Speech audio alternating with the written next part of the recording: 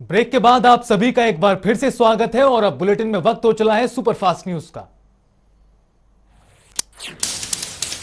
प्रधानमंत्री मोदी का उत्तराखंड दौरा, हल्द्वानी को पीएम मोदी ने दी 17,500 करोड़ की सौगात, 23 परियोजनाओं का किया उद्घाटन और शिलान्यास।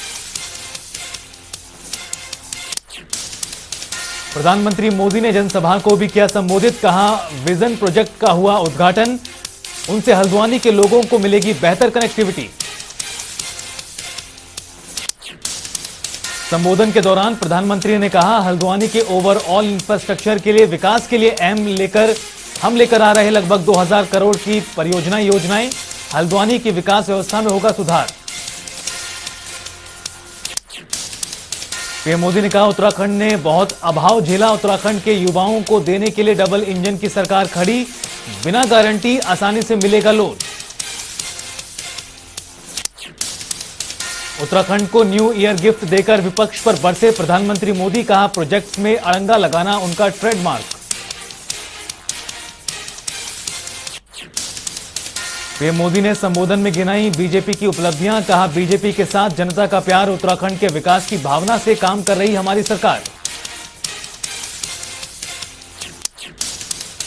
देश में कोरोना और ओमिक्रॉन के बढ़ते मामलों पर चिंता, स्वास्थ्य सचिव ने दिल्ली और हरियाणा समेत 8 राज्यों को लिखा पत्र, कोविड से निपटने के लिए रणनीति बनाने की अपील।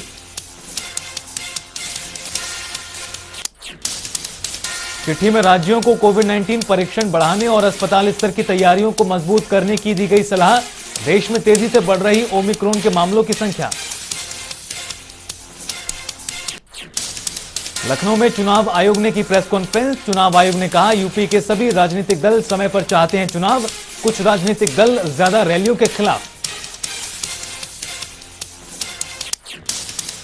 चुनाव आयोग ने प्रेस वार्ता में विधानसभा चुनाव की दी जानकारी, कहा सूबे में 5 जनवरी को आएगी फाइनल वोटर लिस्ट, 5 जनवरी के बाद ही होगा चुनावों की तारीखों का ऐलान। चुनाव आयोग ने वोटिंग टाइम भी 1 घंटा बढ़ाने का किया ऐलान, सुबह 8 बजे से शाम 6 बजे तक होगा मतदान।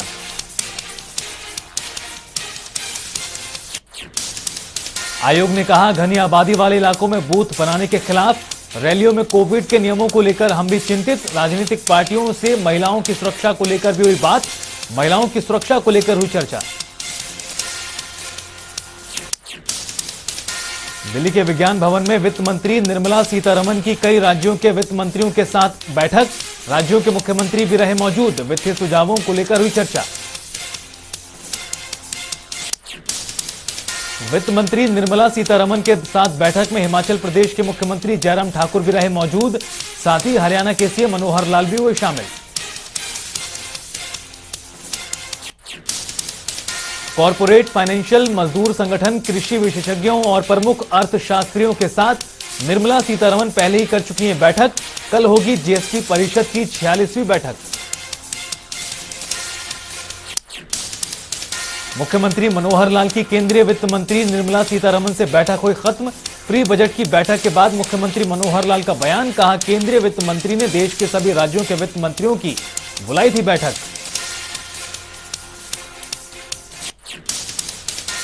बैठक में मुख्यमंत्री मनोहर लाल ने कहा राज्यों को नहीं मिलता जीएसटी के शेयर लेवल का उत्पादन, जिससे सरकार नहीं कर पा रही उत्पादन यूनिटों के विस्तार पर फोकस।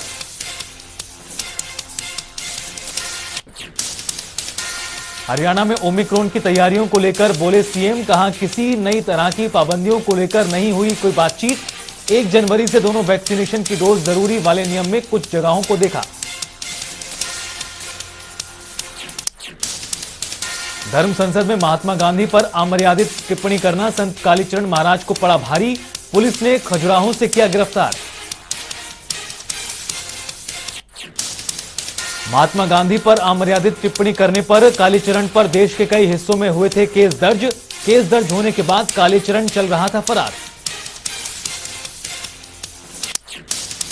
देश के कई हिस्सों में केस दर्ज होने के बाद कालीचरण को महाराष्ट्र और मध्य प्रदेश में खोज रही थी छत्तीसगढ़ पुलिस, खजुराहो से गिरफ्तार करने के बाद रायपुर में होगी पूछताछ। रायपुर से भागकर खजुराहो से 25 किलोमीटर दूर बागेश्वर धाम में रह रहा था कालीचरण, रायपुर थाने में दर्ज है धारा 505 और 294 के तहत एफआईआर। कालीचरण महाराज की गिरफ्तारी को लेकर छत्तीसगढ़ और मध्य प्रदेश सरकार में ठनी। मध्य प्रदेश के गृह मंत्री नरोत्तम मिश्रा ने उठाए सवाल।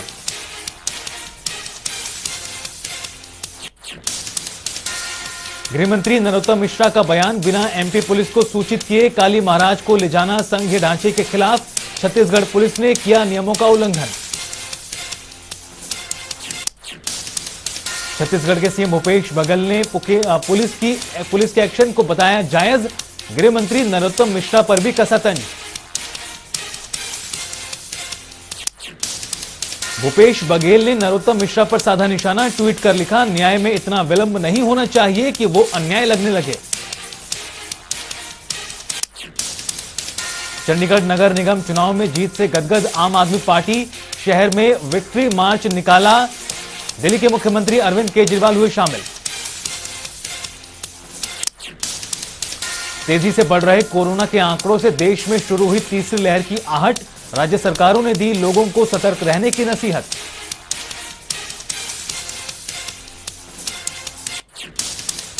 महाराष्ट्र कोविड टास्क फोर्स के सदस्य डॉक्टर शशांक जोशी ने माना, मुंबई में शुरू हो गई है कोरोना की तीसरी लहर, लोगों से सतर्क रहने की कही अपील। मुंबई में नए साल के जश्न पर मनाही, धारा 144 लागू। प्रदेश में 7 जनवरी तक नहीं होगी कोई भी पार्टी।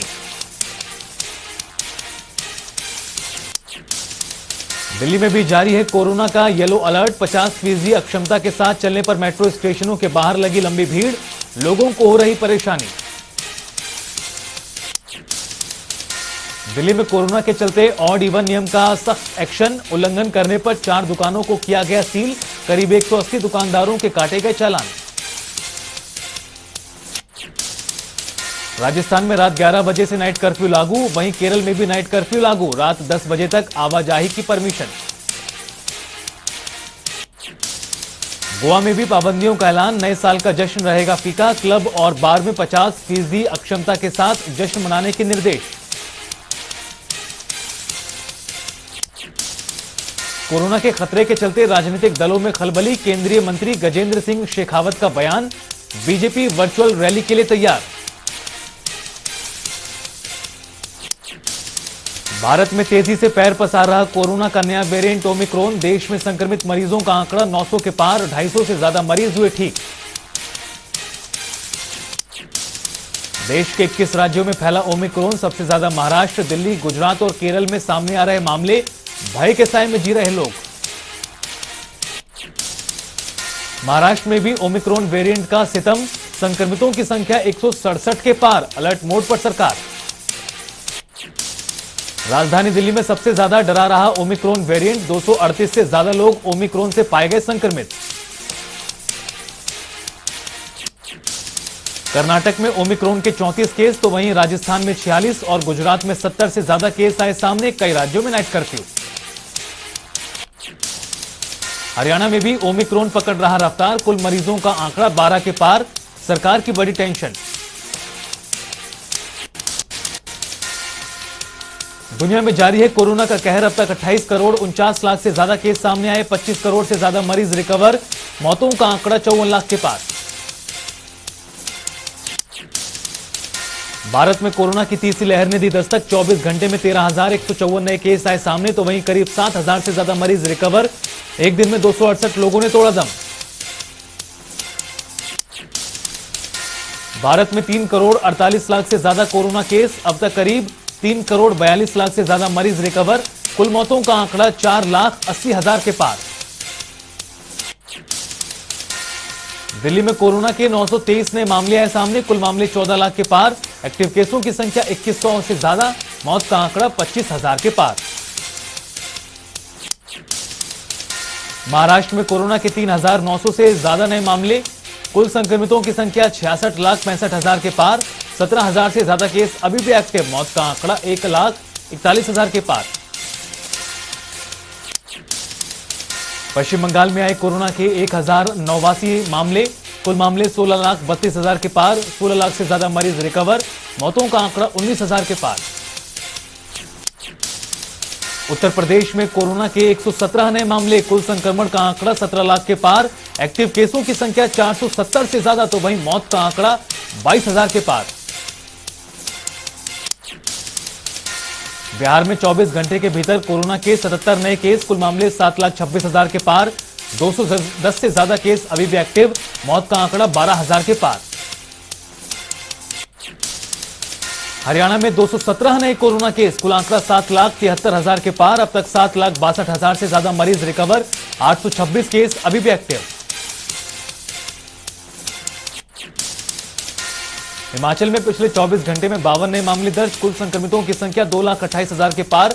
400 से ज्यादा केस अभी भी एक्टिव।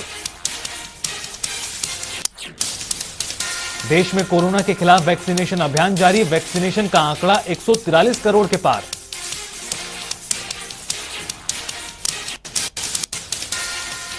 पंजाब के सीएम चरणजीत सिंह चन्नी ने मिड डे मील कार्यकर्ताओं की प्रमुख मांगों को किया पूरा। आशा वर्करों को प्रोत्साहन के आधार पर पहले प्राप्त राशि के मुकाबले 2,500 रुपए का निश्चित मासिक भत्ता देने का ऐलान। सीएम ने ऐलान से 22,000 आशा कार्यकर्ताओं को होगा लाभ। वहीं सीएम ने कार्यकर्ताओं का मानदेय 1,000 रुपए बढ़ाकर 3,000 रुपए करने का भी किया ऐलान। बिहार के मुजफ्फरपुर में रैली को संबोधित करते हुए मंच पर नाराज नजर आए सीएम नीतीश कुमार। मीडिया कर्मियों पर फूटा गुस्सा, वीडियो हुआ वायरल। नीतीश कुमार ने गुस्से में पत्रकारों से कहा, आप लोगों को समाज सुधार अभियान से है नफरत तो यहां से चले जाएं। मुख्यमंत्री नीतीश कुमार ने मंच से दोहराया संकल्प, कहा अब मैं शराबबंदी से पीछे नहीं हटने वाला। जम्मू कश्मीर में सुरक्षा बलों का बड़ा एक्शन, 2 जगहों पर आतंकवादियों से मुठभेड़, 2 पाकिस्तानी नागरिक समेत जैश ए मोहम्मद के 6 आतंकवादी ढेर। सेना, सीआरपीएफ और पुलिस ने मिलकर 12 घंटे में कश्मीर से 16 खूंखार आतंकियों का किया सफाया। सर्च ऑपरेशन लगातार जारी। स्वास्थ्य मंत्री अनिल विज का बयान, कहा ओमिक्रॉन के बढ़ते प्रभाव को देखते हुए मैंने मुख्य सचिवों को लिखा पत्र में सभी धरना प्रदर्शन और जुलूसों पर रोक लगाने के लिए कहा। हरियाणा के पूर्व वित्त मंत्री और यूपी बीजेपी के सह प्रभारी कैप्टन अभिमन्यु का मुरादाबाद दौरा। कैप्टन अभिमन्यु ने सपा बसपा पर साधा निशाना। कैप्टन अभिमन्यु ने कहा, बसपा अब मायावती की भेंट चढ़ी, मायाजाल में फंसकर हुई खत्म। दूसरी ओर सैफई से चलने वाली पार्टी अलाप रही जिन्ना का नाम।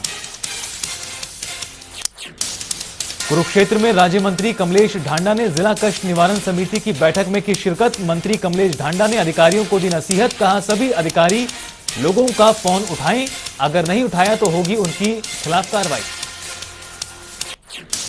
आंगनवाड़ी वर्कर्स की मांगों को लेकर बोले राज्य मंत्री, कहा सरकार ने आंगनवाड़ी वर्कर्स की अधिकांश मांगों को माना। पंचकुला में 8 फुट कोरोना बम, एक साथ 25 नए मामले आए सामने, जिनमें 11 पुरुष और 9 महिलाएं शामिल। मौजूदा समय में पंचकुला में 65 कोरोना ग्रस्त सक्रिय मरीज, होम आइसोलेशन में 47 और 18 अस्पताल में भर्ती। साइबर सिटी गुरुग्राम में नए साल के जश्न पर पहरा, नाइट कर्फ्यू रहेगा जारी। जिला उपायुक्त ने दिया आदेश, नियमों का पालन न करने पर होगा एक्शन। सोनीपत में कोरोना के ओमिक्रॉन वेरिएंट के चलते पुलिस प्रशासन सतर्क। 31 दिसंबर की रात को नए साल के जश्न पर लगाई रोक, 5 जनवरी तक नाइट कर्फ्यू का ऐलान। नियमों का पालन नहीं करने वालों के खिलाफ होगी कार्रवाई। पुलिस ने मुरथल और राई के ढाबों पर गश्त के लिए लगाई 4 पीसीआर टीम। फरीदाबाद में नई साल की तैयारियों को लेकर पुलिस की तरफ से लोगों को दी गई सख्त हिदायत, कहा जश्न कायदे कानून के तहत मनाएं वरना होगी सख्त कार्रवाई। हरियाणा में ओमिक्रॉन के बढ़ते खतरे को लेकर प्रशासन सतर्क। 1 जनवरी से वैक्सीनेशन की दोनों डोज नहीं लेने वालों को किसी भी सरकारी दफ्तर या सार्वजनिक स्थान पर नहीं मिलेगी एंट्री। चलिए इसी के साथ रुकेंगे यहां पर एक छोटे से ब्रेक के लिए। जनता टीवी पर खबरों का सिलसिला लगातार जारी है।